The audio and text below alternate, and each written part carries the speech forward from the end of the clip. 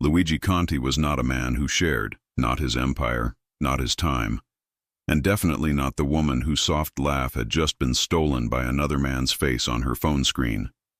The office was too quiet for his liking. Luigi Conti could hear everything from his glass-walled corner room. Keyboards, the low murmur of voices in the main area, the occasional ring of a phone, and then there was the sound that had been driving him crazy all week. A soft vibration, then another, then another. He didn't even need to look up to know where it came from. Melissa Davis's desk. She sat right outside his office, the first line of defense between him and the rest of the world. Every visitor passed through her, every phone call, every document, every calendar change. He relied on her more than he admitted, even to himself. But lately, Melissa was also the source of something he was not used to handling, a constant pull. Again, he muttered, glancing at the frosted glass where her silhouette moved. She was on her phone. He could see her head tilt down, fingers moving fast, shoulders bouncing once in a silent laugh. He hated how his chest tightened at that. It was none of his business. She could talk to whoever she wanted. She could text whoever she wanted. She was his employee. He was her boss, that was all. Another soft laugh reached him through the half-open door. His jaw flexed. He pressed the intercom button on his desk. "Melissa," he said. Her chair squeaked as she straightened. "Yes, Mr. Conti?" "Step in," he replied. She walked in with her tablet against her chest and a pen behind her ear. Her phone stayed on her desk, screen down, like she was trying to pretend it didn't exist. Melissa wore a simple white blouse tucked into a black pencil skirt. Nothing was flashy, but nothing about her ever felt simple to him. The blouse hugged her in a way that made it hard for him to look away. Her dark hair was up in a loose bun, a few strands escaping around her face. Her eyes, that soft, warm brown, always seemed a little too honest for his world. "Yes?" she asked, closing the door behind her. Luigi leaned back in his chair. "You rescheduled the meeting with Mason for tomorrow?" "Yes, 11 a.m., she answered right away. "You have 30 minutes free now, and then a conference call with Chicago at 3. "And the contracts from Lawson & Price?" "On your desk." She nodded toward the neat stack he hadn't touched yet. "Red tabs are signatures, blue tabs are notes." Of course they were. She was efficient, organized, and always 10 steps ahead of everyone else. So why did it bother him so much that, in between all of that, someone out there still had enough of her attention to make her smile like that? He watched her for a second longer than needed.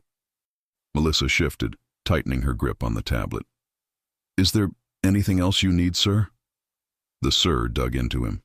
He was used to it from everyone. From her, it felt like a wall. He almost said no.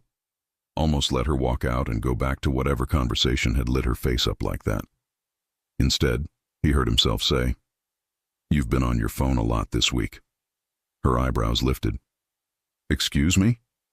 He folded his hands over his chest. "I notice everything in this office. You know that." Color rose in her cheeks. "I've done all my work." "I didn't say you haven't." "Then what's the problem?" she asked, a little defensive now. There it was again. That spark. He felt it every time she pushed back, even when she tried to hide it. Most people never looked him in the eye. Melissa did. Every day.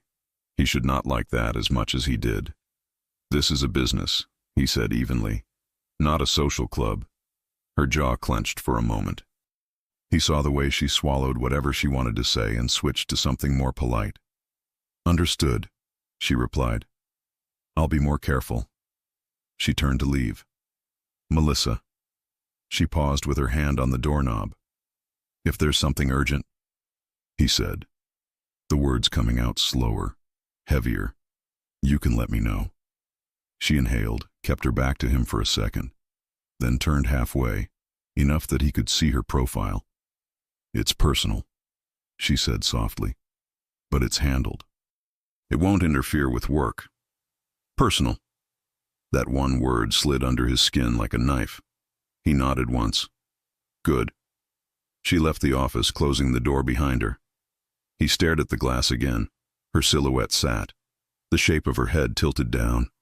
Another soft vibration. He pressed his lips together. He tried to focus on the contracts, on numbers, on names, on anything but the image in his head of Melissa smiling at someone else's words.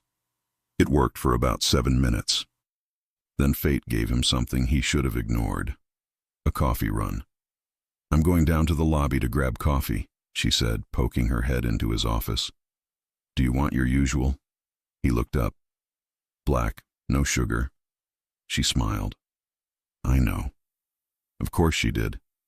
He watched her walk away, her heels clicking on the hardwood, the sway of her skirt distracting enough to make him forget what was in his hand, until he heard it. Buzz, buzz. His eyes shot to her desk. Her phone lay there, screen up this time, lighting up with each vibration. From his angle, he could only see a sliver of the screen through the open door. He didn't move. He should not move. He told himself that twice. Then the phone buzzed again, more insistent, and a small preview banner slid across the top. He stood. By the time he reached the door, he had convinced himself he was only going to close it. For privacy, for noise, for any excuse that sounded less insane than the truth. He stepped out. Her phone buzzed again. He stopped right beside her desk. A new message appeared. His eyes caught it before he could look away. "Andrew, you sure you're okay? Call me if you get a break." A profile photo sat above the name. A man, early 30s maybe, with a confident smile and light stubble. Blue eyes, great hair, perfect teeth. The kind of guy women on the street turned to look at. The kind of guy who didn't belong anywhere near Melissa's screen. Luigi's chest went hot. Andrew. A little stethoscope emoji next to his name. The kind of detail you didn't give to a random contact. Another message appeared. "Andrew, I can come by later if you want. You don't have to deal with this alone." His hand curled into a fist by his side. Deal with what? Why was this man offering to come by? Why was Melissa not dealing with something alone? And why the hell had Luigi not known a single thing about it? He sucked in a slow breath through his nose. He knew he should step back into his office. He knew he should respect her privacy, pretend he had not seen anything, let it go. Instead, he leaned forward just enough to see the rest of the chat. Long rows of messages, check-ins, little jokes. A photo of a coffee cup she had apparently sent earlier with the words, "I'm running on caffeine and stress." A laugh emoji from him, a winking face from her. His jealousy shot through the roof. "Mr. Conti?" Her voice cut through the air like a spotlight. He straightened at once. Melissa stood by the elevator, holding a tray with 2 coffees and a small paper bag. She froze when she saw where he was standing. Her eyes dropped to her phone, still glowing on the desk between them. For a split second, fear flashed across her face. Then she masked it with something else. Calm, neutral, professional. But he had already seen the first reaction. He stepped back from her desk, his expression hard. "You left your phone out," he said.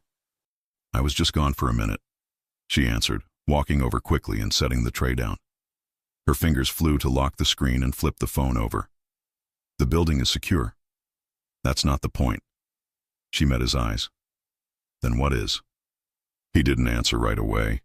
He could tell her the truth, that he was jealous, that the thought of some other man coming by later made him angry in ways he did not recognize in himself, that he hated that she was sharing pieces of her day, her stress, her coffee photos with someone else instead of him.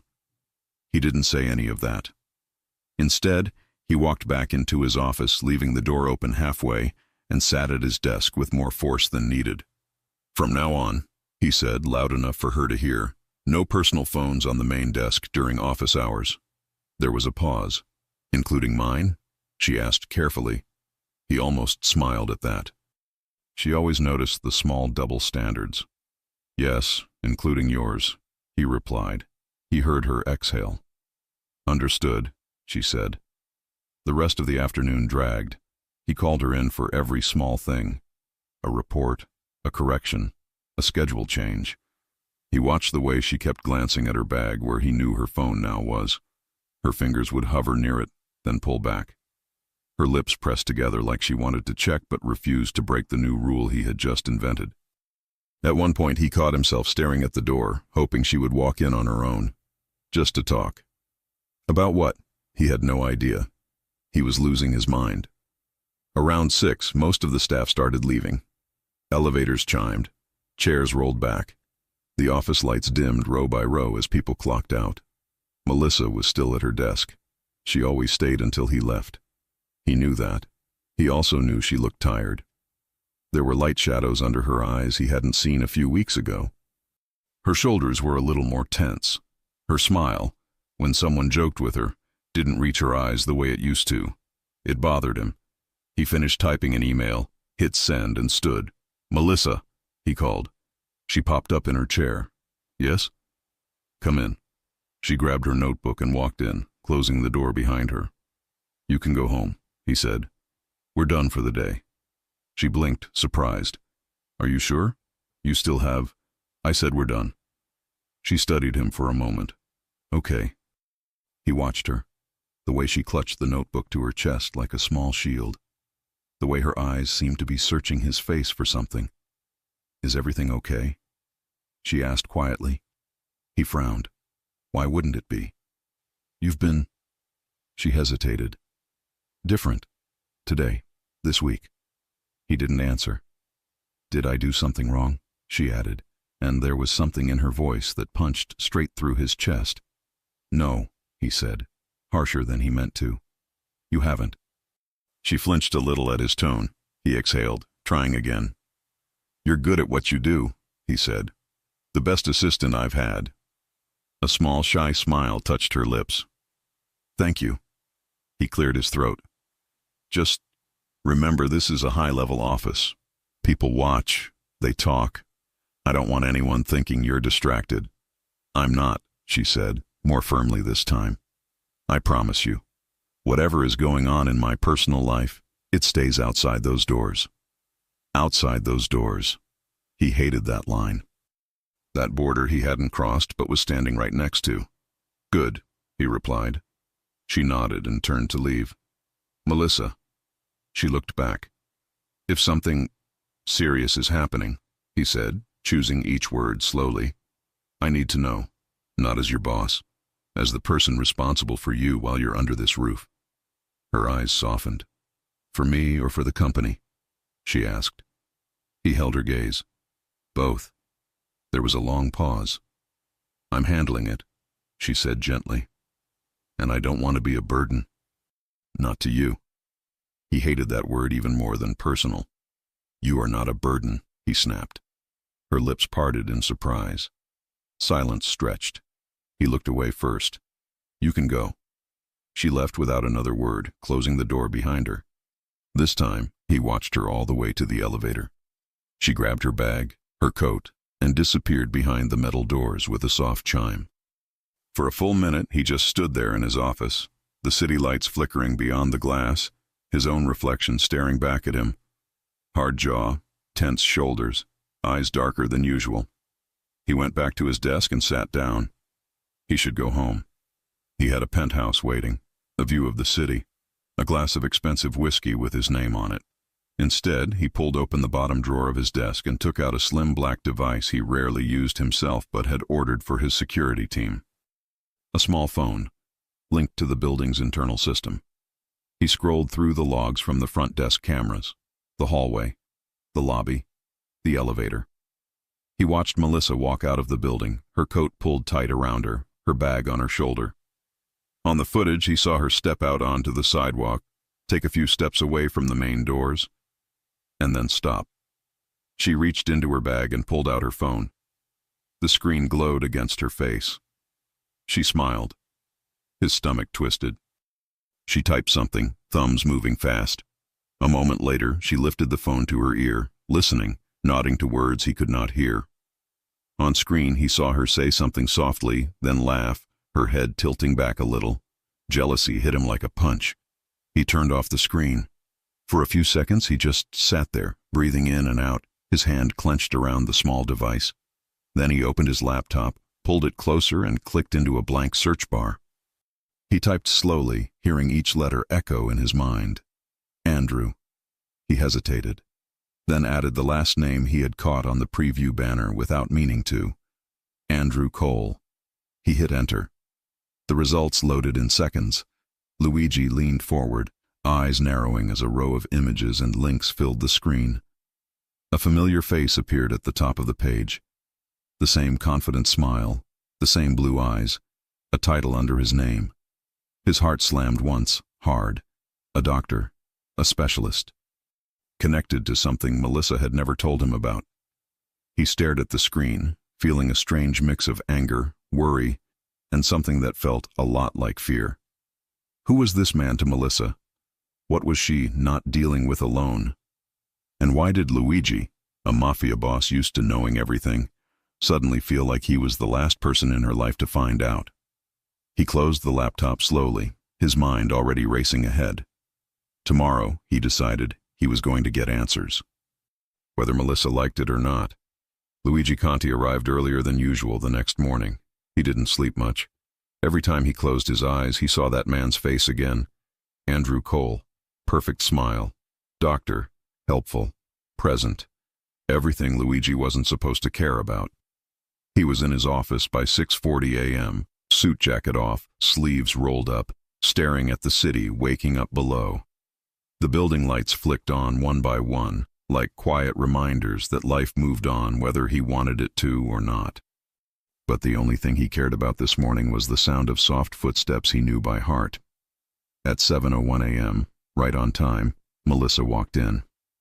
"Good morning, Mr. Conti," she said, her voice softer than usual, like she was still half asleep. She wore a pale blue blouse today, tucked neatly into black trousers. Her hair was down, brushing her shoulders, making her look different, more open somehow, more delicate. Or maybe he was just seeing her differently because of last night. "Morning," he replied. Her desk was spotless. She placed her bag beside her chair, pulled out her tablet, and then paused. Her fingers hovered over her phone before she slipped it deep inside her drawer. She was obeying his ridiculous new rule. He felt victorious and guilty. He pretended to read a document just so she wouldn't notice he had been watching. "Your coffee, sir," she said, carrying a steaming cup into his office just as she always did. But when she set it down, she didn't leave right away. Her hands clasped in front of her. "About yesterday." He didn't lift his eyes. "We don't need to discuss it. I just don't want you to think I'm careless." "I don't," he said too quickly. She blinked, surprised by the speed of his answer. Luigi cleared his throat. "You're efficient, focused, reliable. That hasn't changed." She exhaled, the tension in her shoulders loosening. "Thank you." But as she turned to leave, her phone buzzed faintly from inside her drawer. She froze. He froze. And something inside him snapped again. "Melissa." She turned slowly. "Yes?" "You can check it," he said tightly. "I'm not unreasonable." Her lips parted in surprise. "I'll check it on my break." He almost growled. Her break? What break? What was she trying to hide now? "Close the door," he said. She obeyed, stepping back inside his office. He didn't mean to sound harsh, but the words came out sharper than expected. "You're distracted again." "Only for a second," she whispered. "It won't happen again." "Melissa." He closed the folder in front of him. "Look at me." She did, and he immediately regretted asking. Her eyes were warm, tired, sincere. It made him want to drag her closer until nothing about her felt distant anymore. But he didn't move. "I need to know if your personal situation is going to interfere with your work," he said, keeping his tone neutral. "It won't." "And this man?" he added quietly. Her cheeks heated. "Andrew." He hated how gently she said his name. "Yes," he replied. "He's just helping with something." "Something," he repeated. "Something. Something." Why did that word feel like it held her entire heart inside it? She nodded without giving more details. A lie by omission. He recognized it instantly. He'd used it his whole life. "I'm fine," she added, forcing a little smile. "Really?" He didn't believe her, but he also couldn't push harder. Not yet. not without admitting that he had broken his own rules and looked at her private messages. So he changed the subject. "We have a long day ahead," he said. "I'll need you for late work tonight." Her eyebrows rose. "Late work? I thought everything for today was manageable. I added new tasks." "Oh," she nodded politely. "Of course, sir." He almost told her the truth, that he just wanted her near him, where he could keep an eye on her, where her attention wouldn't drift toward a screen glowing with someone else's concern. Instead, he dismissed her with a controlled, "You may go." She left the office, but the energy between them remained. By 5 p.m., the office was half empty. By 7, only 2 people remained: Luigi, Melissa. She had removed her heels hours ago, walking around in soft black flats, trying to hide the little groans of exhaustion when she bent down to file something. He leaned back in his chair more than once just to watch her walk. Every time her drawer buzzed, she'd stiffen. Around 7:40 p.m., she finally rubbed her forehead and sighed. "I made the update you asked for," she said, entering his office. "Is there anything else you need before I go?" "Go?" His chest tightened. "You're leaving? It's getting late and I—" Her phone buzzed loudly this time. She froze. Luigi's eyes drifted toward her drawer. "Melissa," he said, standing slowly. "Answer it." Her eyes widened. "What?" "Take it out," he repeated. "Look at it." She hesitated, then walked to her desk and opened the drawer. The screen lit up. His blood ran hot. "Andrew. Thinking of you. Did you eat?" A heart. A yellow heart, but still a heart. Melissa's breath caught. Her finger hovered over the screen like she didn't know what to do. "Melissa," Luigi said, stepping behind her before he could stop himself. "Is he your boyfriend?" She froze. Absolutely froze. "What? No." Her cheeks flamed red. "No, he's not. He's not my boyfriend." "Then what is he?" he asked, voice lower, rougher. "Because he's sending hearts and offering to come see you and checking on you every hour." She turned to face him, shocked by how close he stood. Her back was inches from her chair. His body blocked the light behind him. His presence was overwhelming, warm, tall, impossibly intense. "Why do you care?" she whispered. He didn't answer. Because he couldn't. Because every answer he had was too dangerous, too honest, too personal. Instead, he asked, "Is he the reason you look tired lately?" She blinked fast, the confidence shaking in her eyes. "It's complicated. Complicated." He hated that word, too. He stepped closer. Her breath hitched. "Melissa," he murmured, "you don't have to hide everything from me." "I'm not hiding," she whispered back, though her voice trembled. I don't want you to think less of me." His chest tightened painfully. "Impossible." Her lips parted. His gaze dropped to them for one forbidden second. Then, her phone buzzed again. They both looked down. "Andrew, I'm outside. Call me." "Outside? Outside the building?" Luigi's heart stopped. "Is he picking you up?" he asked, voice suddenly sharp. "No," she said quickly. "No, he wasn't supposed to. He just shows up sometimes when—" "When what?" he demanded. Her silence was answer enough. He grabbed his jacket off the back of his chair and walked toward the elevator. "Where are you going?" she asked, rushing after him. "To make sure the front of my building is safe." "For me," she whispered. He didn't deny it. The lobby was quiet except for the guard at the reception desk. A tall man stood by the glass doors, phone in hand, pacing slowly. Andrew Cole. Luigi knew immediately. The same face from the messages. The same annoyingly perfect posture. The type of man who fit clean white rooms and soft lighting. Not the world Luigi lived in. Melissa rushed up behind Luigi, breathless. "Andrew, what are you doing here?" she asked. The man turned. His face lit up with clear, relieved concern. "I was worried," Andrew said, stepping closer. "You weren't answering. I thought something happened." Luigi stepped slightly in front of Melissa without thinking. Andrew blinked. "And you are—" Luigi's voice was calm. Too calm. He wasn't calm at all. "I'm her employer." Andrew offered a polite smile. "Right. Of course, I didn't mean to interrupt her workday. I just came to check on her. She was working late, Luigi replied. At my request. Melissa touched Luigi's arm lightly, a small, instinctive gesture telling him to stop, calm down, breathe. It didn't calm him. It made everything worse. I'm fine, she told Andrew. Really, you didn't need to come. You look exhausted, Andrew said softly. Your dad asked me to make sure. Andrew! She hissed under her breath, eyes widening. Luigi froze. Her dad? Something clicked inside him, something big, something he didn't understand yet. Andrew realized he had said too much and immediately corrected himself. I just meant, never mind. Are you ready to go home? Melissa looked at Luigi, like she was asking permission, like she needed his answer before she could give one to Andrew. His jaw locked. He wanted to say no. He wanted to say stay. He wanted to say too many things a boss shouldn't say. Instead, he forced out, she's done for the night. Melissa swallowed hard. I'll text you later, Andrew. Thank you for coming. Andrew nodded respectfully, but Luigi caught the way the man looked at her. Protective, caring, familiar.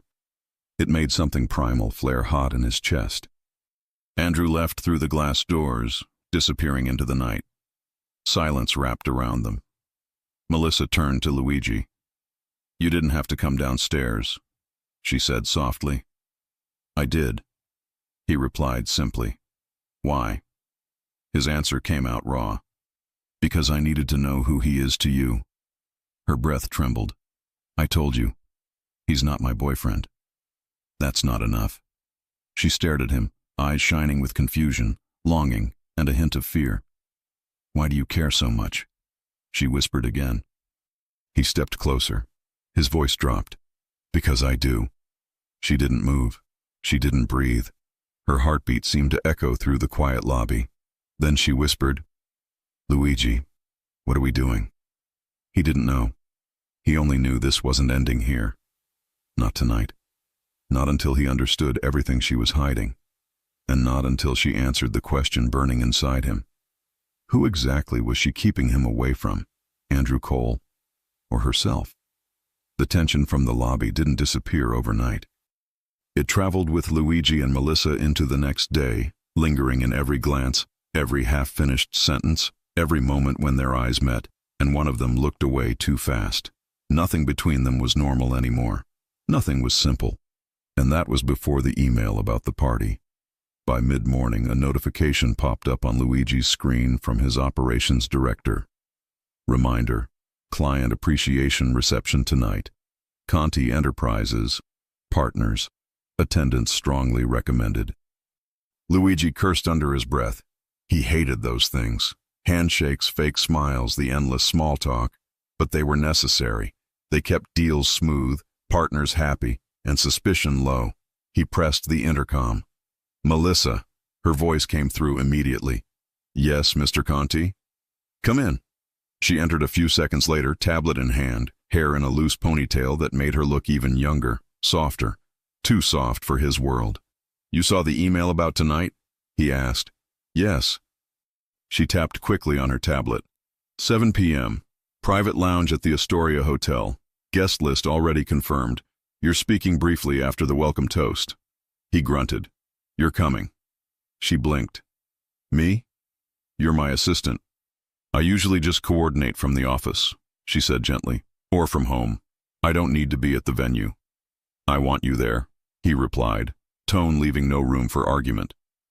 Her lips parted like she wanted to question that, but something in his expression stopped her. Okay, she said softly. I'll be there.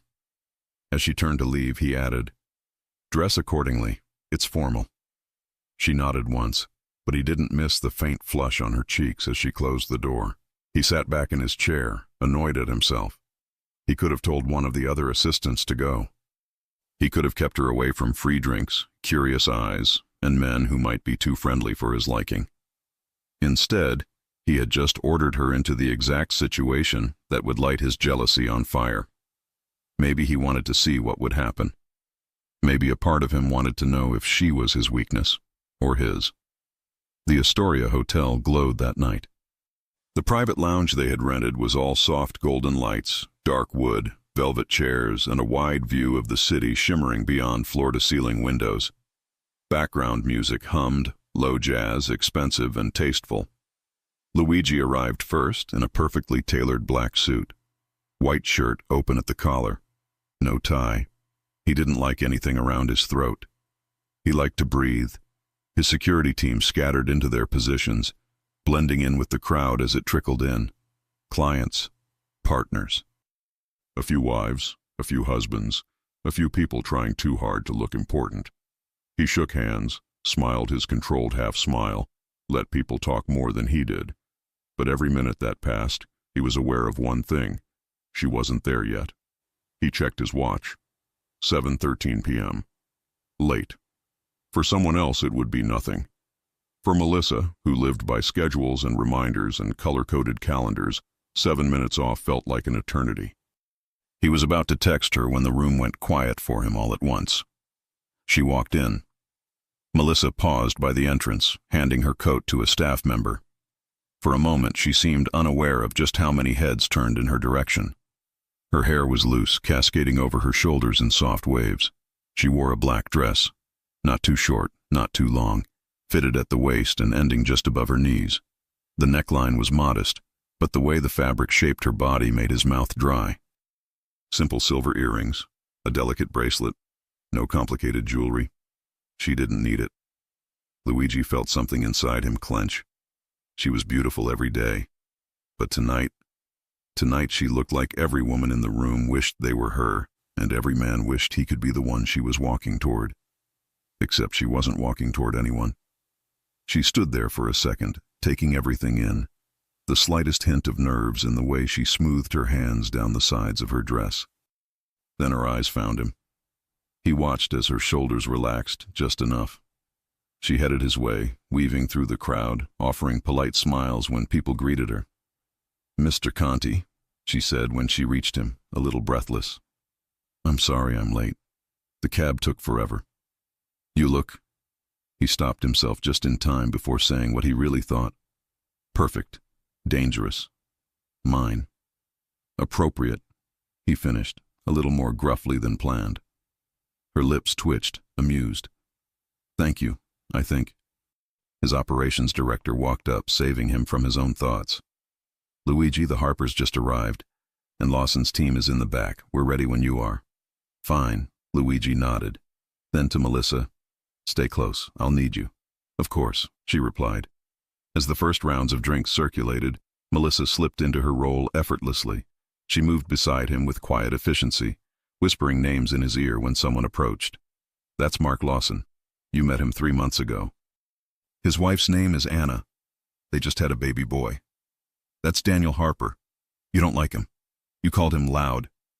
Her soft commentary made him huff out a quiet laugh more than once, but it also did something else, brought them dangerously close. Every time she leaned in to speak, he caught the scent of her perfume. A light, warm scent, something with vanilla and something he couldn't name. Her body brushed his sleeve. Her fingers occasionally grazed his hand when she passed him a glass or a folder. His focus split between business and the woman whose presence had become its own kind of gravity. He noticed other men noticing her. Lawson's assistant, Harper himself, 2 younger consultants whispering and glancing her way. He hated every second of it. Near the middle of the night, after his brief speech and too many small conversations, Melissa slipped away to the side of the room. He watched her go. She stood near a tall plant by the windows, one hand on the cool glass as she looked out at the city, the other holding her clutch.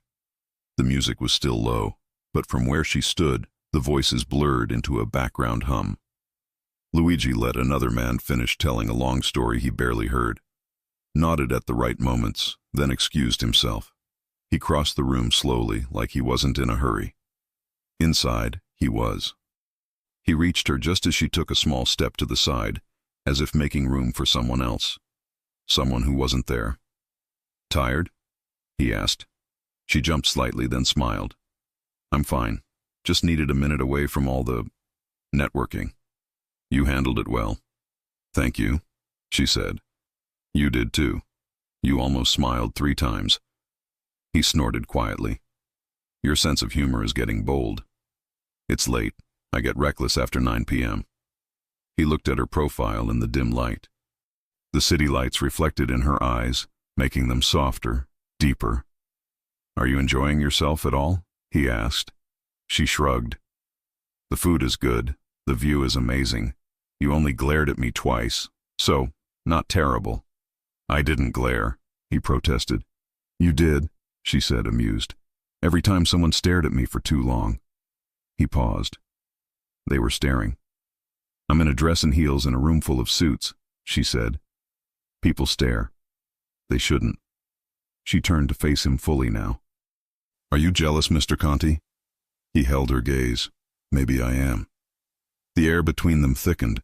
Her joking expression faltered, replaced by something more fragile, more real. Luigi, she said softly. Her phone vibrated in her clutch. She tensed. He felt his mood shift from warm to cold in one heartbeat. Is that him? He asked. She looked away. This is not the time. It's him, he said, voice lower. Isn't it? She sighed, clearly torn. I just need to make sure everything's okay. She stepped away, moving toward a quieter hallway that led to a set of private restrooms and a smaller conference room. He followed. The hallway was dim, quieter, the music muffled behind them. Melissa stopped near a closed door, pulled out her phone, and checked the screen. Luigi saw the name from where he stood. Andrew. He clenched his jaw. She put the phone to her ear, turning slightly away from him as the call connected. Hey, she said softly. I can't talk for long. I'm at a work event. There was a pause as she listened. Luigi stepped closer, stopping just behind her. He didn't mean to eavesdrop. He told himself he just wanted to make sure nothing was wrong. But her next words cut like a blade anyway. I'm okay, I promise, she murmured. Don't worry so much. You're going to give yourself a heart attack before any of us. He heard a faint male voice on the other end. Couldn't make out the words, but the tone was gentle, familiar, too familiar. Her shoulders softened. I know, she whispered. I wish I could be there tonight too. Luigi's chest tightened painfully. Wish I could be there tonight too. It's just complicated, she went on. But I'm handling it, okay? You've already done so much for us. For him. I can't keep leaning on you every time I get scared. His mind snagged on one word. Us. For him. Who was him? Her father? Someone else? He stepped even closer without realizing, his presence wrapping around her. She stiffened when she felt him behind her, then quickly finished the call. I have to go, she said into the phone. Text me if anything changes. Please. Another pause. I know, she whispered. I love you too. Luigi froze. She ended the call.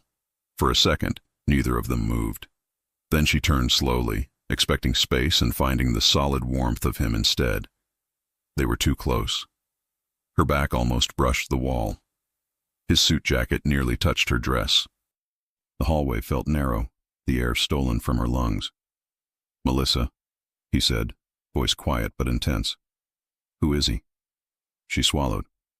You heard that? You said us. His eyes searched hers. You said forum, and you said... She closed her eyes briefly. Luigi, please. You said you love him.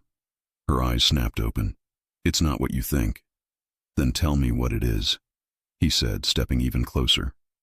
Because right now all I see is a man who calls you every hour, checks on you constantly, shows up at my building, and gets to hear words from you I have never heard. Her cheeks flushed. You're my boss. You're not supposed to hear that from me. Maybe I want to. He shot back. Silence dropped between them like a weight. She stared at him, chest rising and falling. He stared back, the control he lived by slipping inch by inch. Luigi, she whispered, you have no right to be jealous. I know, he replied. But you are, she said. I am, he admitted. The honesty hung there, raw and dangerous. Her hand tightened around her phone. You're crossing lines. You crossed them first, he said, his voice low. The moment you walked into my life and made it impossible to see this office as just a place of work." Her eyes shone. "That wasn't my intention." "I know," he said. "You didn't plan it. I didn't plan it. Yet here we are." She tried to step sideways to create space, but he raised a hand, bracing it on the wall beside her instead, not trapping her, but not letting her run away either. "Tell me who he is to you," he said, softer now, "and I'll decide what to do with the jealousy afterward." She laughed once, but it was humorless. "That's not how emotions work." "For me it is," he said. "I need facts. I need clarity. That's how I keep control." "And if the facts hurt?" she asked quietly. "Then they hurt." Her eyes searched his. "You won't like it," she whispered. "Try me." Her lips trembled. "Andrew is important." The word burned. "He's been there for me through the worst of it," she continued. "He's helped my family more than I can explain. He calls because he worries. I say I love him because I do." His hand on the wall curled into a fist. He felt something in him break apart. "Is he in love with you?" Luigi asked. She hesitated. "Yes," she said finally. "At least I think he is." His chest went cold. "And you?" he forced out. "Are you in love with him?" Her eyes filled with tears. She blinked away before they could fall. "It's not that simple," she said, voice shaking. "My heart is a mess right now. Everything is a mess. My dad is sick. My brother is struggling. I'm working long hours. I'm trying not to fall apart." "Your dad is sick?" he cut in, the puzzle pieces suddenly shifting. She went still. He saw it in her eyes. The thing she had been trying to keep outside those office doors had just stepped right in. "It doesn't matter," she said quickly. "You don't need to worry about it. You already have enough on your plate." "You decide what I need now?" he replied, anger and concern mixing. "You've been going through all of this and you didn't say a word." "It's not your job to take care of my life," she said. "You're my boss. I'm also a man who—" He stopped himself just in time. "Who what? Who thinks about you at 3 a.m?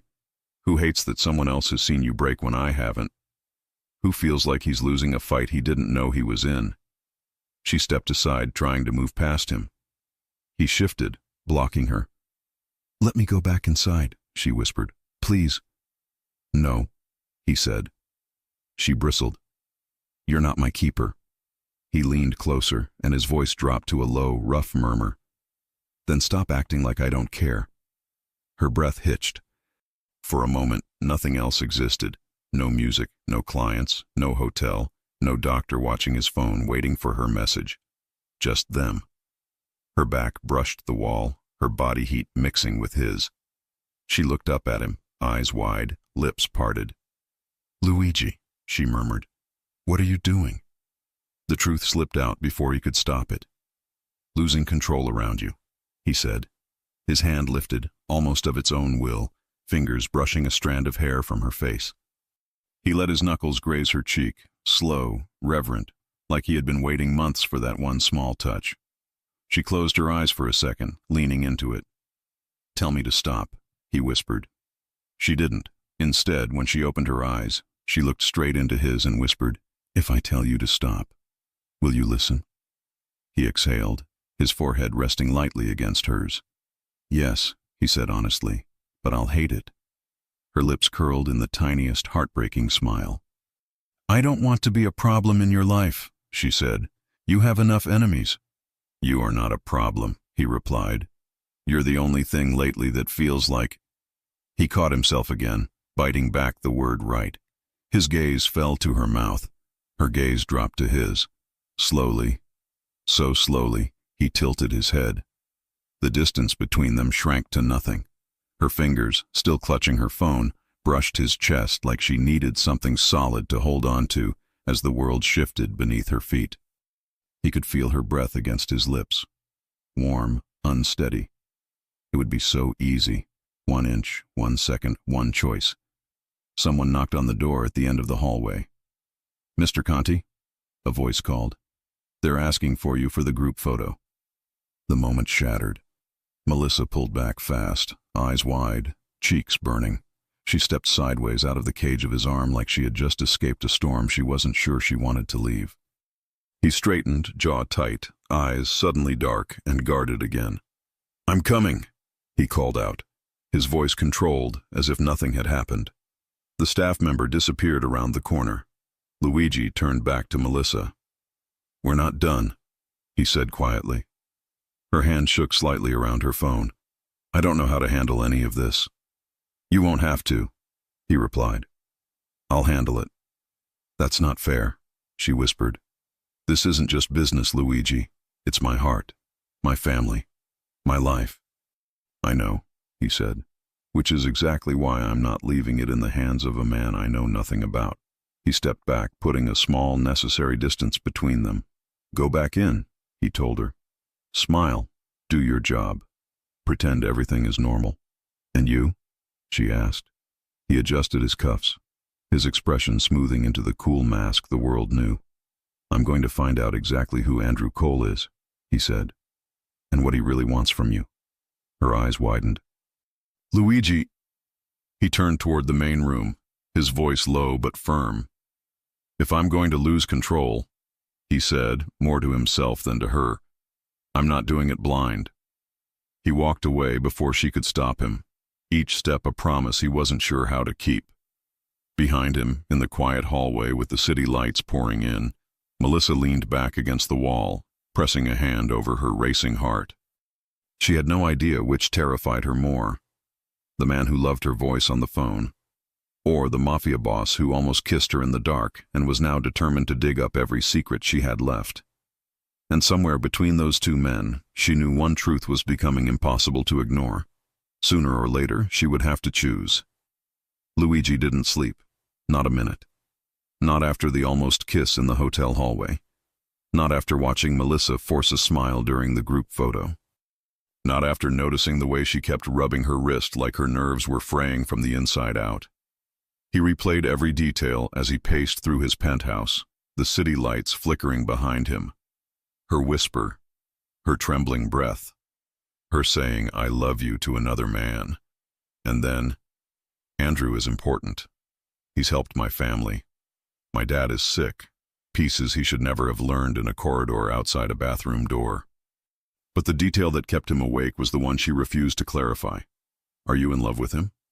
Her silence had been louder than any answer, so when dawn broke over Manhattan, Luigi was not calm, not composed, not the unshakable mafia boss people feared.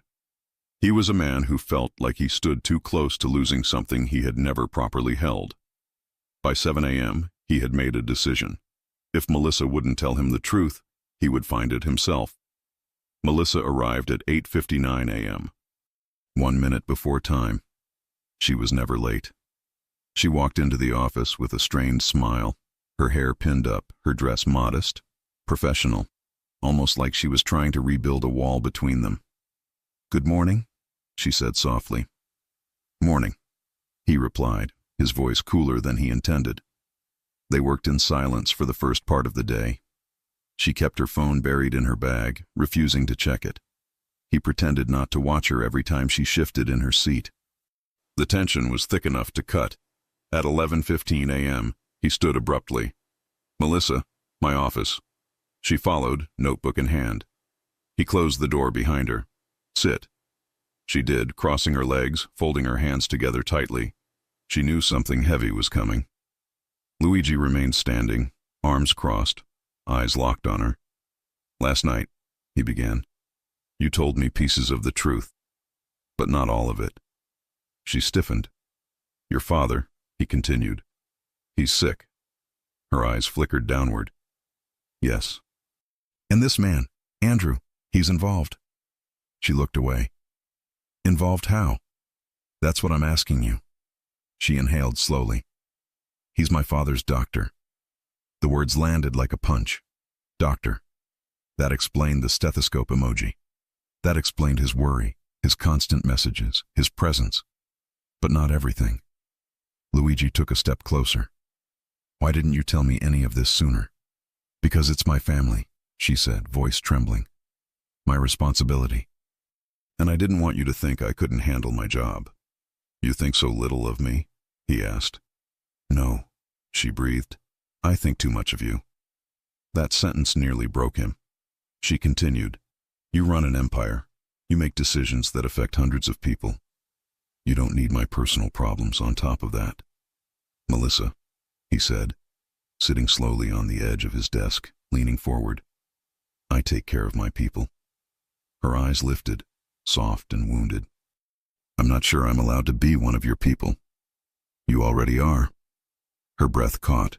The truth hung between them again, heavy and impossible. But she looked away first. There's more, she whispered, about my father. I know, he said, voice low. I looked into Andrew Cole.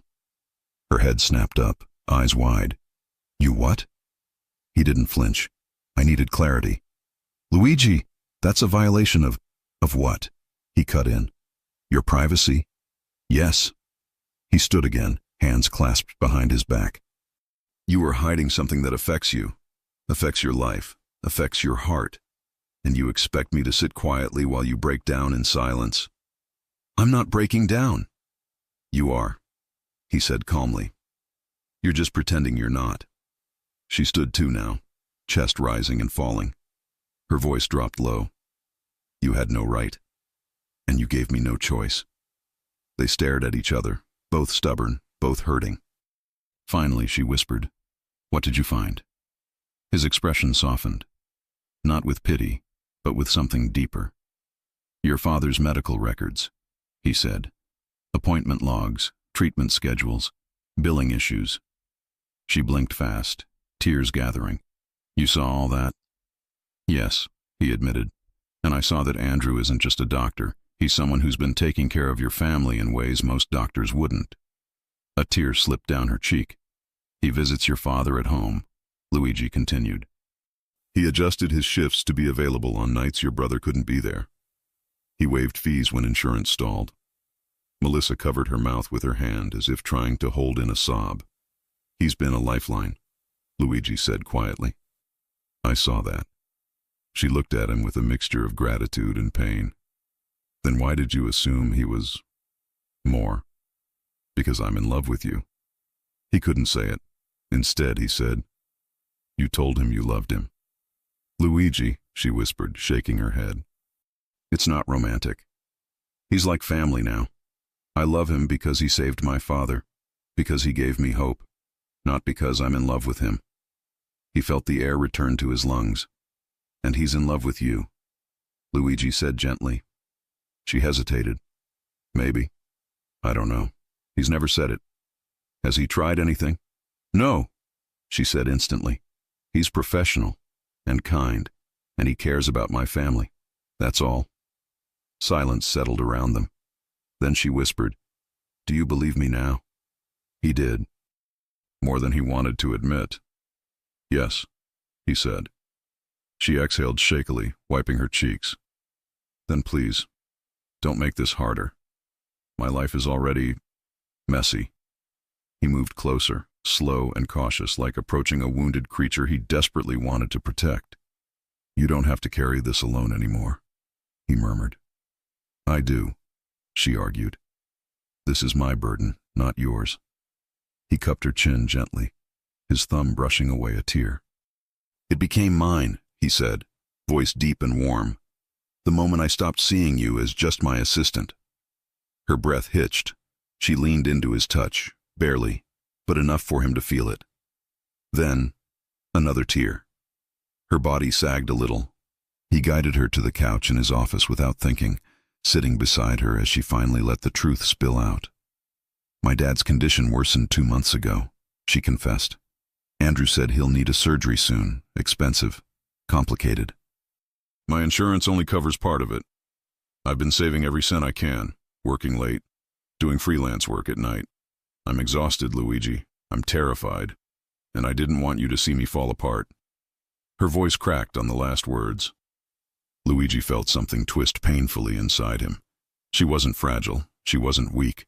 She was fighting a battle alone because she thought she had to be strong for everyone else. Melissa, he murmured, his hand sliding to her shoulder, warm and steady.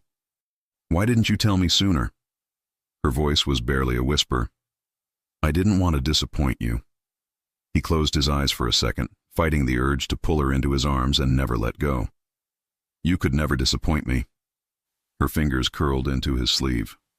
For the first time, she didn't hide her trembling. For the first time, she let him see her vulnerable. And for the first time, he allowed himself to touch her without restraint. He drew her gently into his chest. She didn't resist, didn't argue, didn't pretend. She melted into him, head resting against his shirt, her breath uneven as she cried quietly. His arms wrapped around her, protective and firm. He whispered against her hair, "You're not alone anymore." She clung to him, really clung, like someone holding on after treading water too long. They stayed like that until her breathing steadied. She pulled away slightly, wiping her face. "I shouldn't have done that. I'm sorry." "Don't apologize," he said softly. "Ever." "Not to me." Her cheeks flushed, but then her expression changed. Tension returned. Fear. "What happens now?" she whispered. Luigi's gaze was steady, certain. "Now," he said, "I help you." "No," she said quickly. "You can't." "I can," he corrected. "And I will." She stood abruptly. "Luigi, I don't want charity. I don't want to feel like I owe you." He rose too, facing her. "This isn't charity. This is me caring about someone who matters." Her lips parted. He stepped closer. "You matter to me," he said quietly. "More than I should admit." She swallowed hard. "You're crossing lines again." He shook his head. "No," he whispered. "I'm drawing new ones." Her breath caught, but before either could say another word, her phone buzzed loudly in her bag. Both of them froze. She pulled it out with trembling hands. "Andrew, call me as soon as possible. It's urgent." Her face drained of color. "Oh no." Luigi stepped closer, tension slicing through him. "What happened?" She looked up, eyes wide and fearful. "It's my dad," she whispered. "Something's wrong." The room seemed to still around them, and Luigi Conti knew one thing with absolute certainty. He wasn't letting her face this alone. The room froze around them. Melissa stood in the center of Luigi's office, fingers trembling around her phone, eyes wide and glossy with panic. Luigi had seen men break, he had seen people lie, he had seen fear in 1,000 forms. But nothing tore at him like this fear on her face. "What happened?" he asked, already grabbing his jacket. I don't know," she whispered, voice cracking. "Andrew says it's urgent. My dad, something's not right. I need to go." "Then we go," Luigi said immediately. "We?" she echoed. "Yes," he replied, tone flat, final, unshakable. "You shouldn't face this alone." "But your meetings, your schedule?" "Cancel everything," he said over his shoulder to no one, because right now the only thing that mattered was getting her to her father. "But Luigi, you're my boss. You don't have to—" "I'm not leaving you to handle this alone," he repeated, slower this time, deeper. "Not tonight, not ever again." Her lower lip trembled. Something in her expression, the exhaustion, the fear, the gratitude, hit him harder than any confession ever could. Within minutes they were inside his black SUV, the city lights blurring past as his driver cut through traffic with surgical precision. Melissa sat beside him in the back seat, clutching her phone between both hands. She kept checking the screen even though no new message had appeared. Her breathing was uneven. Too fast. Luigi noticed. He shifted closer, not touching, but close enough that she could feel the warmth of him. "You're safe," he murmured. "Whatever happens, I'm here." She didn't look at him. If she did, she might completely collapse, but her voice was a whisper. "Thank you." 2 small words, but they hit him like a vow. When they arrived at the modest apartment building 10 minutes later, Melissa bolted out of the SUV. Luigi followed immediately, staying close but letting her move ahead. Inside the small second-floor apartment, Andrew Cole was waiting. He stood up from the couch as soon as Melissa walked in. "Melissa," he said gently, "I'm glad you're here." She rushed past him toward the bedroom door. "Is he okay? What happened?" "He was fine last night. He joked with me on the phone." "Melissa, breathe," Andrew said softly. "Your dad's stable. His blood pressure spiked. He's resting now." She sagged against the door frame, a quiet sob escaping. Andrew put a hand on her shoulder. Luigi's jaw flexed. Andrew noticed it, because a doctor noticed everything, and dropped his hand respectfully. "Mr. Conti," he said politely. "I assume you came with her." Luigi simply nodded. "I don't want to intrude on your work," Andrew added. "I'm grateful she has support." Melissa shot a quick glance toward Luigi, as if hoping he wouldn't misinterpret anything. He did, but differently now. The jealousy didn't claw through him like before. Not after hearing Andrew say your father is stable. Not after watching Melissa break down in the SUV and whisper "thank you" like he was the only person in the world who made her feel safe. Still, he kept his distance from Andrew. "You said his pressure spiked," Luigi said calmly. "What caused it?" Andrew hesitated, like he wasn't sure how much to reveal. Then Melissa stepped in. "Tell him, please." Andrew nodded. Stress, fatigue, and the medication delay from last week didn't help. She winced. "I'm so sorry. I tried to get there on time, but work has been—" No. Andrew interrupted quickly. "This isn't your fault. You're doing everything you can. You need help, Melissa. You can't carry all of this by yourself." She closed her eyes, chest tightening. "I've been saying the same thing," Luigi said quietly. Melissa opened her eyes, stunned by the softness in his voice. This wasn't the jealous boss from the party. This was a man who meant every word. Andrew studied them for a moment. Really studied. Then he exhaled slowly. "I'll give you two some time." He stepped into the bedroom, closing the door lightly to check on her father again.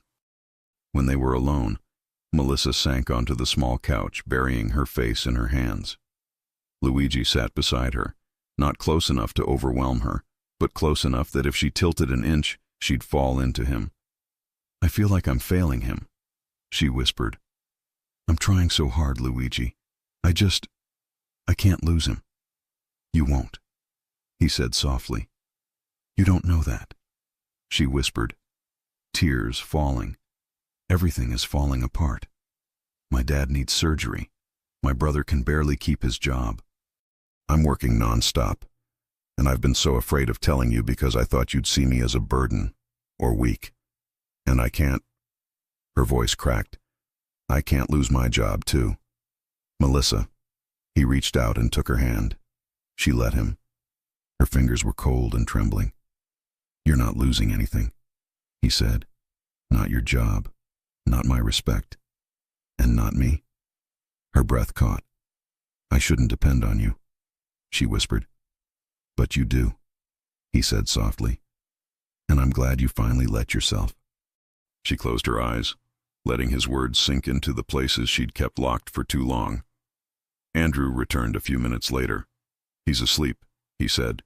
"He'll be okay overnight. But Melissa, tomorrow, we need to finalize the plan for the surgery. Time is running out." She nodded weakly. "I understand." Andrew hesitated, then glanced between them. "You're not alone," he said to her gently. "Not anymore." Her eyes flickered to Luigi. And for the first time since they'd arrived, something unspoken passed between the three of them. Andrew saw it. Luigi felt it. Melissa pretended she didn't. "I should go," Andrew said, grabbing his coat. "Call me if anything changes." "Thank you," Melissa whispered. He gave Luigi a respectful nod before leaving. The apartment fell silent again. Melissa stared at the closed door for a long moment, then turned toward Luigi, exhausted, vulnerable, and achingly honest. "Why are you doing this?" she asked quietly. "Why are you here?" He leaned forward, elbows resting on his knees. "Because I couldn't stand the thought of you crying alone." Her eyes filled again, not with fear this time, but something warm, fragile, dangerous. "Luigi," she whispered. He moved closer, just a breath away now. "Melissa," he murmured. need to know something, and I want the truth this time." She didn't move, didn't blink. His voice lowered. "When you said 'I love you' to Andrew, was that the way a woman loves a man?" She shook her head instantly, tears slipping down. "No. It was the way a daughter loves the person saving her father." He exhaled shakily, relief hitting him in a slow wave he didn't bother to hide. "Then answer me this," he whispered. "Is there someone else you are in love with?" Her breath halted. A silent, trembling heartbeat passed. She looked at him, really looked, and he felt it everywhere. "I can't," she whispered. "I can't think about that right now." "That's not a no." "It's not a yes either," she whispered back. "Then what is it?" he asked, leaning closer, voice barely audible. "It's me being afraid," she said, "of wanting something I shouldn't want." He touched her chin gently, guiding her eyes back up to his. "You want me." She closed her eyes, tears falling silently. "And I want you," he said quietly, "more than I want my next breath." Her lips parted on a soft sound that wasn't quite a sob nor a gasp. He brushed his thumb beneath her eye, wiping away a tear. "I can't kiss you right now," he whispered. "Not while your heart is breaking. Not while tonight feels so heavy." She nodded, trembling. "But don't think for a second," he murmured, "that I don't want to." Her breath shivered. "Luigi," she whispered, leaning forward instinctively, wanting warmth, wanting comfort, wanting him. He pulled her into his chest, not a heated embrace, but a slow, protective one. Her hands clutched his shirt. His chin rested gently atop her head. "You're not alone anymore," he whispered again. And this time she didn't argue. She melted into him completely. They stayed like that while the clock ticked quietly, until her tears dried, until her breathing steadied, until he felt her relax for the first time in weeks. Then, finally, she pulled back. "I should check on him," she whispered. "I'll go with you." "No," she said softly. "Stay here, just for a minute. I need to think." He nodded once, letting her go. She slipped into the bedroom. Luigi exhaled. His hands still smelled faintly of her perfume. His shirt held the shape of her cheek. His pulse still throbbed with the echo of almost confessions. He had crossed a line tonight. She had crossed it too, and tomorrow would change everything. But as he sat in the dim living room of her small apartment, waiting for her like a man who had nowhere else he wanted to be, one truth weighed heavily in his chest. He wasn't afraid of wanting her anymore, only of losing her before he could show her what she truly meant. When she returned, her expression had changed again. Not broken, not crying, determined. "Luigi," she said softly, "we need to talk." He stood slowly, pulse steadying into something expectant, charged. She swallowed hard. "There's something you don't know," Melissa said. "Something I've been hiding." He stepped closer, ready for anything, except what she whispered next, and the truth that would turn everything upside down. "There's something you don't know," Melissa said. Her voice was soft, but it cut through the silence like a sharp line. Luigi straightened slowly in the small living room, every muscle awake. "Something I've been hiding," she added. He had dealt with secrets his entire life. People hid money, lies, mistakes. This was different. This was her. And he already knew whatever she was about to say would land straight in his chest. He kept his tone calm. "Then tell me." She glanced toward the bedroom where her father slept, then back at him. Her eyes were shiny but steady now, like she had finally reached the point where she could no longer carry everything alone. "Not here," she whispered. "I don't want him to hear anything if he wakes up." Luigi nodded. "Come to the kitchen," she said. It wasn't really a kitchen. It was a narrow space with old cabinets, a small table pushed against the wall, and a coffee maker that had definitely lived a few lives. Still, it was hers. It smelled like coffee and vanilla and the faint lemon of cleaning spray. She sat at the small table. He took the chair opposite her, knees almost touching under the wood. For a moment she didn't speak. She twisted a napkin between her fingers, shredding it slowly. "Whatever it is," he said, "I'd rather hear it from you than from a stranger. Don't filter it for me." "That's the problem," she replied. "I've been filtering everything around you since the beginning." He frowned. "What do you mean?" She inhaled, then let the words come out before she could stop herself. "I was planning to quit." The air left his lungs. His back went rigid. "When?" "In a few weeks," she said, eyes dropping to the shredded napkin. "After I saved a little more. After I was sure my dad's surgery would be scheduled, I told myself I would finish everything at the office neatly, train someone, leave on good terms, and disappear before you noticed too much." He stared at her. He had expected many things. This wasn't one of them. "You were going to disappear?" he repeated slowly. Her eyes filled again. "Yes. Without talking to me, without giving me a chance to help, or a chance to—" He stopped himself before finishing the sentence. "Or a chance to love you the way you deserve." "I didn't want you to feel obligated," she said quickly. "I didn't want you to think I was staying to take advantage of you. I didn't want you to see me as someone who stayed because she needed something." He let out a quiet, humorless breath. "Newsflash, Melissa. You already need something, and you already stayed." She almost smiled, but it died before it could fully form. She pushed her phone across the table toward him. On the screen, there was a draft email. Subject line, resignation. Melissa Davis. Date, 1 week from now. "You wrote this already," he said. "Yes."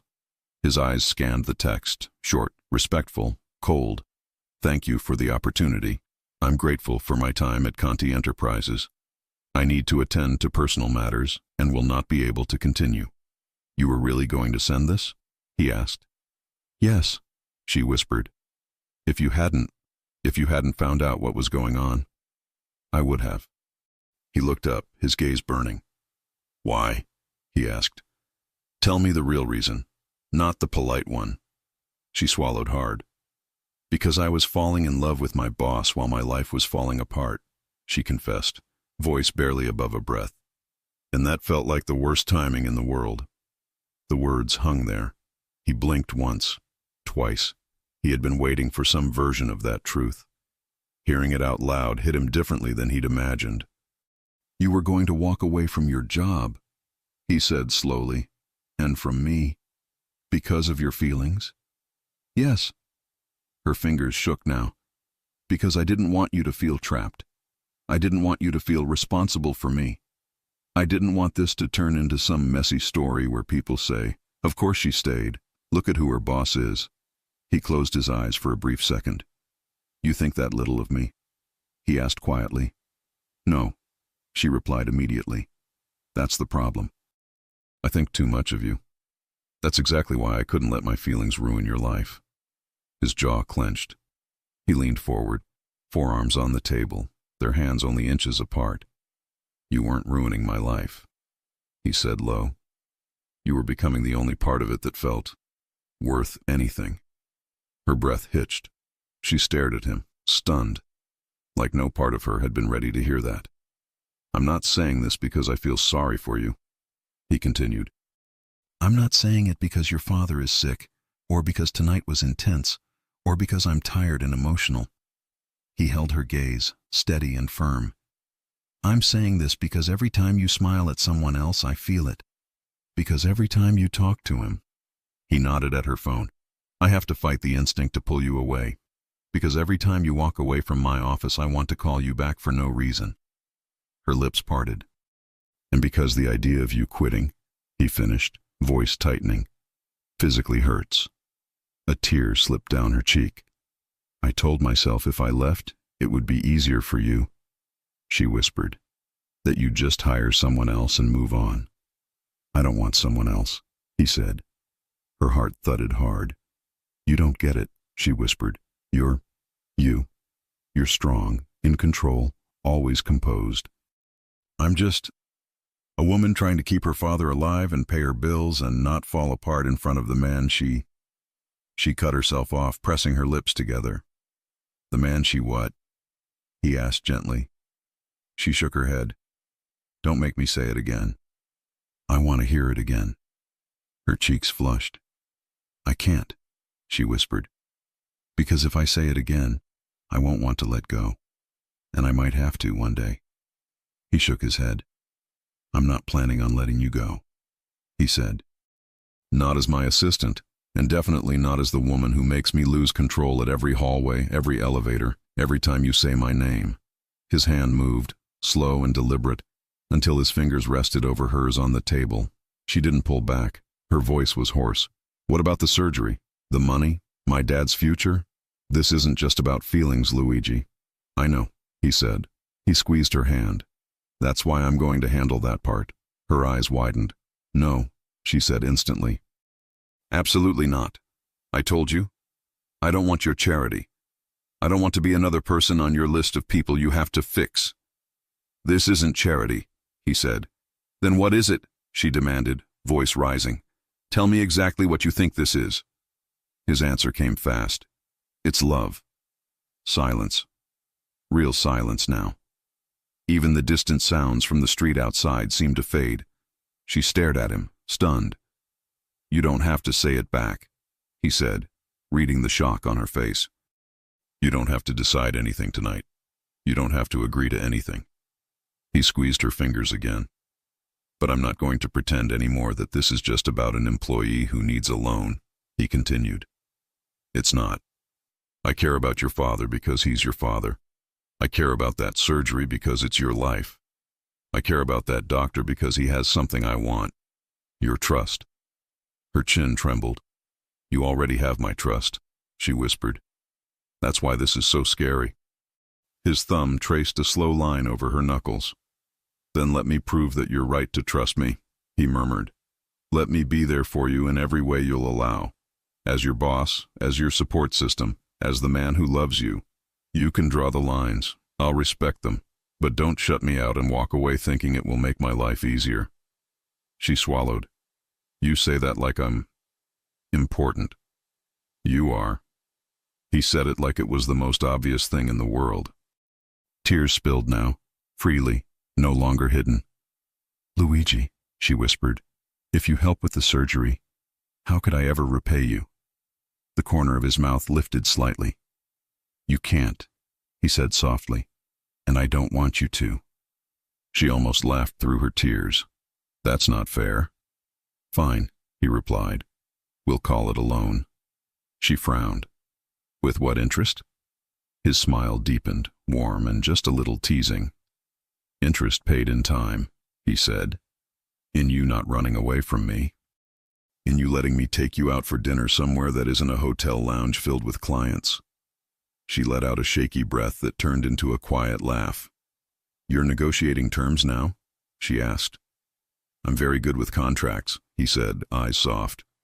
But if you want something official, I'll have my lawyers draw something up tomorrow. Non-refundable emotional investment agreement. She laughed again, hand flying to her mouth. The sound was small, but it was real, and it lit something inside him. Is that your way of asking me on a date? She asked. Yes, he said simply. It is. Her eyes glistened. In the middle of a crisis? Exactly in the middle of a crisis, he replied. Because I'm tired of pretending we're just boss and assistant, and you're tired of pretending you're fine when you're not. Her shoulders relaxed. She stared at their joined hands on the table. You can't fix everything, she whispered. I know, he said, but I can fix this part. The money, the hospital, the logistics, that's what I'm good at. He leaned forward, his voice dropping. And the part I'm learning to be good at is being the man you can lean on without feeling like you owe him anything. She was quiet for a long time. Then finally, she nodded. Talk to Andrew, she said. Ask him what we need for the surgery, the real numbers, the real deadlines.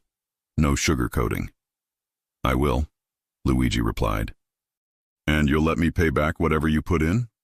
She added quickly. He pressed his lips together. We'll negotiate later. Luigi, she insisted. He sighed. Fine, you can pay me back by not sending that resignation email. She stared at him. That's really what you want? She asked. Yes, he said. And whatever else you decide to give me after that, I'll consider a bonus. Her cheeks reddened. He didn't look away. Her heart felt like it was beating in every part of her body at once. Okay, she whispered. I won't quit. Relief washed through him so strongly he almost had to loosen his tie, even though he wasn't wearing one. Good, he murmured. That's a start. They stayed like that, just breathing, letting the weight of what had just been said settle around them. Then a quiet sound came from the bedroom. A soft groan, a cough. Melissa shot up. My dad. She rushed toward the door. Luigi followed more slowly, stopping at the threshold. Her father shifted on the bed, eyes fluttering open. Hey, Melissa said gently, sitting on the edge of the bed. You scared me. Her father blinked, taking a few seconds to focus. I'm fine, he rasped. You worry too much. That's my job, she said, trying to keep her voice light. He glanced past her, noticing Luigi in the doorway. And who's this? He asked, voice tired but curious. You finally brought home that important boss you always talk about? Melissa froze. Dad? Luigi stepped inside, expression softening. Good evening, Mr. Davis, he said. I'm Luigi Conti. I work with your daughter. Her dad studied him. Work with, huh? Or make her work too hard? Melissa groaned. Dad, please. Luigi actually smiled. Both, he admitted. But I'm learning to balance it. Mr. Davis's brows rose slightly, as if impressed that he got a straightforward answer. Are you the one driving her crazy? He asked. Melissa covered her face with her hands. Oh my God. Till Luigi's eyes warmed. I might be, he said. But I'm also the one who's going to make sure you get the best possible care. Mr. Davis's gaze sharpened. You know? Melissa nodded. I told him. And he's still here? Her dad asked. Yes, Luigi answered before she could. I'm not going anywhere. The older man looked between them, something like understanding dawning in his tired eyes. Then I don't need to worry tonight, he said quietly. He slowly reached for Melissa's hand with one of his, and with the other, he gestured toward Luigi. You two, figure it out, he murmured. Just don't let her carry the world alone anymore. She got that from me, and it nearly broke me. I don't want it to break her. The lump in Melissa's throat was too big to swallow. Luigi stepped closer, his voice low and sincere. I won't, he said. You have my word. Her father nodded, then closed his eyes again, drifting back toward sleep. Melissa stayed a moment longer, brushing a hand over her father's arm. Then she walked back into the hallway, closing the door most of the way. She leaned against the wall, exhaling. Luigi moved closer, stopping right in front of her. You okay? He asked. No, she said honestly, but I'm better than I was an hour ago. He nodded. She looked up at him, her eyes shiny but calm now. If you help with the surgery, she said slowly, and if I stay at the company, and if we try to see where this goes. Her voice trembled at the last part. What happens if everything falls apart? What if I'm not strong enough? What if you regret getting involved with someone whose life is this complicated? He leaned in, one hand bracing on the wall next to her head, the other hovering near her waist but not touching yet. I'm not afraid of complicated, he murmured. I'm afraid of you walking away before we even try. Her pulse thundered. You shouldn't say things like that, she whispered. Why not? Because it makes it very hard to protect myself. Maybe, he said quietly, it's time you stop trying to protect yourself from me. His hand finally settled on her waist, gentle but sure. She didn't push him away. Her voice came out barely audible. If I fall in love with you, Luigi, there's no going back. You already did, he said softly. You just haven't given yourself permission to admit it. Her heart stuttered. Their faces were so close now she could feel his breath on her lips. Tell me to leave, he whispered. Tell me you don't want this. Tell me you don't want me. She opened her mouth. No sound came out. Instead, the tiniest, rawest truth slipped past her defenses. I don't want you to leave, she breathed. Ever. It was all he needed. He closed the last inch between them and kissed her. Slowly, deeply, carefully. Not a rushed, desperate kiss, but a promise. Warm, steady, patient. The kind of kiss that said, I'm here, I'm staying. You're safe now. Her hand slid up his chest, holding on like she had finally found something solid. His fingers tightened at her waist, pulling her just enough closer that every line of their bodies aligned, but still gentle, still controlled. There was no chaos, just them. When they finally pulled back, breath unsteady, her forehead rested lightly against his. Now what? She whispered. He smiled against her skin. Now, he said. I talk to Andrew tomorrow. We make a plan. We handle the surgery. You don't send that email. You come back to the office. We pretend to be normal around everyone else. And when we're alone? She asked, voice small. His answer was simple. When we're alone, we stop pretending. Her cheeks flushed. And if everything goes wrong? She asked. He brushed a kiss against her forehead. Then we face it together, he said. No more secrets, no more running. She let out a slow breath, letting his words sink all the way in. For the first time in a long time, the fear in her chest was joined by something else. Hope. She nodded once. Okay, she whispered. We do it your way. He smiled. Our way, he corrected. She smiled back. And yet, as his phone buzzed quietly in his pocket, a message from his head of security about a complication at the office, one thought slipped into his mind, dark and stubborn. Could he really keep his dangerous world from touching hers? Or no matter how careful he was, would loving her pull her into a life she never asked for? He didn't have the answer yet. But tomorrow, he was going to find out. When Luigi's phone buzzed in his pocket, he didn't look at it right away. Melissa was still leaning against him, her breath warm against his collarbone, her fingers resting lightly on his shirt as though she'd only now realized she was allowed to touch him. She whispered, I don't want this moment to end. Then it won't, he murmured, brushing a hand along her jaw. We'll build 100 more like it. Her eyes softened.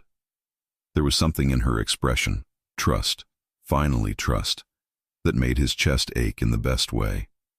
The phone buzzed again. He sighed. I have to check it. She nodded, stepping back only enough to let him reach into his pocket. He glanced at the screen, tension forming instantly. A message from Marco, his head of security. Need to update you ASAP. Tight timeline for surgical approval. Call me. He exhaled, relieved it wasn't danger-related, then looked at Melissa, who was studying him carefully. Bad? She asked. No, he said. Just the real world reminding us it exists. Her half-smile was tired but genuine. It always does. He cupped her cheek again, grounding her. I'll handle it. You focus on your dad tonight. She nodded, but she didn't let go of his hand. The next morning, Luigi arrived at the office earlier than usual. Not because he needed to, but because for the first time, he wanted to be there before she walked in. He wanted to see her step into his world not as someone hiding, not as someone afraid of disappointing him, but as someone walking toward him. At 8:59 a.m., she did. Wearing soft beige pants, a cream blouse tucked neatly at the waist, and a quiet confidence that hadn't been there the week before. He stood. Morning, he said, unable to stop the warmth from seeping into his voice. Morning, she replied, eyes flicking to his, soft and sweet. She walked to her desk, opened her tablet, organized her files like always. But this time, every movement hit him differently. Because this time, she wasn't pretending she didn't feel the pull between them. He stepped out of his office a minute later. Melissa. She looked up. We're meeting Dr. Cole at noon. Her expression shifted, fear, gratitude, nervous tension blending together. Okay, she whispered. And tonight, he added, I'm taking you to dinner. Her cheeks pinked. Is that a date? Yes, he said. And before you ask, no, you can't decline. She bit her lip, smiling. I wasn't planning to. He walked back into his office, but his chest felt lighter than it had in months.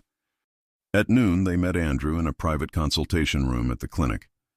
Andrew entered with a patient chart in hand and a softness in his expression reserved only for Melissa. "Good to see you both," he said. Luigi extended his hand first. "Doctor?" Andrew shook it, professional but observant. "You said you wanted full details." "Yes," Luigi replied. "No filtering, no minimizing. We want everything." Melissa sat beside him, taking a quiet breath. Andrew pulled up the charts on a screen. "Your father qualifies for surgery," he said, "but it needs to happen within the next 6 weeks." Melissa nodded, holding the edge of her chair. Andrew continued, "Insurance will cover some, but not nearly enough. Hospital fees, surgeon fees, post-op care, it's a lot, but treatable. And if the surgery goes well, he has a strong chance of a good recovery." Her throat tightened. "Thank God." Luigi squeezed her hand under the table, unseen but deeply felt. Andrew's eyes flickered to their hands for one split second, but he kept going.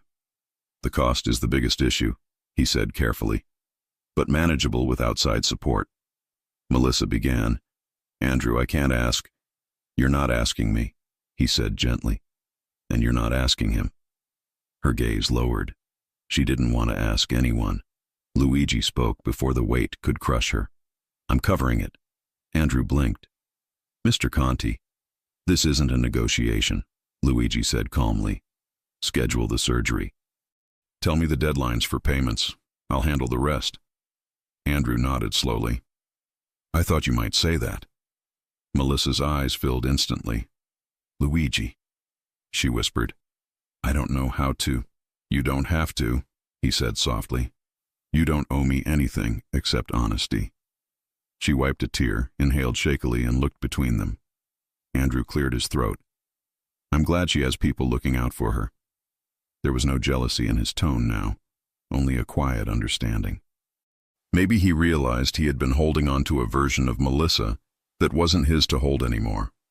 After discussing logistics, medication, and next steps, they stood to leave. Andrew touched Melissa's arm lightly, a final gesture of support. "If you ever need anything," he said gently, "I'm still here." She smiled softly. "I know." But when she turned toward the hallway, she walked beside Luigi. Not behind him, not away from him, beside him. And Andrew saw it. He gave a small, sad smile and let her go. Luigi picked her up at 7 that evening. She wore a simple black dress, nothing too flashy, nothing extravagant, but on her it felt breathtaking. "You look," he started, then gave up trying to find a word that didn't sound ridiculous. She laughed softly. "You look beautiful too," she said, teasing. He huffed. "That's not how that word works." "It works tonight," she replied. Dinner wasn't fancy. He didn't take her to a penthouse restaurant or a place with chandeliers. He chose a warm Italian restaurant tucked between 2 old brick buildings where candles glowed on every table and the walls smelled like basil and wine. She relaxed almost immediately. "Why here?" she asked, sipping her water. "Because you don't need luxury tonight," he said. "You need comfort." Her eyes softened. They talked, really talked, for the first time without walls or guarded tones. She told him about her childhood, about her mother, whom she lost too early, about her brother's struggles, about how she worked through college while caring for her dad. He told her things he had never told anyone except family, about responsibility, about expectations, about the loneliness of being powerful, about what it felt like to see her walk into his office for the first time and feel something crack open inside him. Her hand found his on the table halfway through dessert, and stayed there. No hesitation, no fear, just warmth. When they stepped outside after dinner, the night was cool, a soft wind brushing her hair over her shoulders. "You cold?" he asked. "A little," she admitted. He unbuttoned his jacket and wrapped it around her shoulders. She pulled it close, inhaling the scent of him. Cedar, smoke, something warm. They walked slowly, hand in hand. "Luigi," she said quietly. You said something earlier, that you love me. He looked at her, eyes steady. I meant it. Her breath trembled. I'm scared, she whispered. So am I, he said. But wanting you is stronger. She looked up at him, eyes shining under the streetlights. I think, her voice wavered, I think I'm falling in love with you too. He exhaled like she'd just placed something precious into his hands. Then fall, he whispered, brushing his thumb along her cheek. I'm right here. He leaned down and kissed her, this time not gentle like before, but fuller, deeper, a mix of relief and desire and something that tasted like a future. She melted into him, arms sliding around his neck, and for the first time in a long, long time, neither of them felt afraid of the world, just of losing each other. Her father's surgery was scheduled. Luigi took care of every detail quietly, respectfully, never once making her feel small. He met her brother, helped organize transportation, spoke to Andrew and the hospital board without fanfare. Melissa told him she loved him 2 nights before the surgery. She didn't whisper it. She didn't hide it. She said it leaning against his chest on his sofa, with his arms around her. And he kissed her like he'd been waiting his whole life to hear it. The morning of the surgery, she was terrified. He held her hand through every minute of waiting. When the doctor came out and said the words, it was a success. She collapsed into Luigi's arms, sobbing with relief. He held her tighter than ever. Her father recovered well. Her brother got a better job. Melissa never sent the resignation email. Luigi moved her desk. Not out of favoritismo, but because he wanted her closer. She teased him about needing her in eyesight. He didn't deny it. They fell into a rhythm, romantic, steady, passionate, supportive. She kept working as his assistant, but with clear boundaries. Work was work, and love was love. He respected it, adored her. One night, months later, she asked him, "Do you ever regret getting involved with me?" He kissed her shoulder and murmured, "Not even for a second." He had loved many things in his life, power, control, ambition, but nothing compared to the way he loved her. Melissa had always been the heartbeat he didn't know he was missing, and the life they built together became the proof that even in the dangerous world he lived in, love could still be the safest place of all. Before you go, I'd love to ask you for a small favor. If you enjoyed this story, please subscribe to the channel. It helps me more than you can imagine and keeps these videos coming.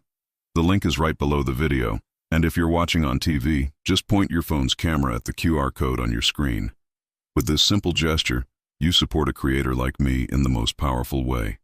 Thank you so much, and may God bless you.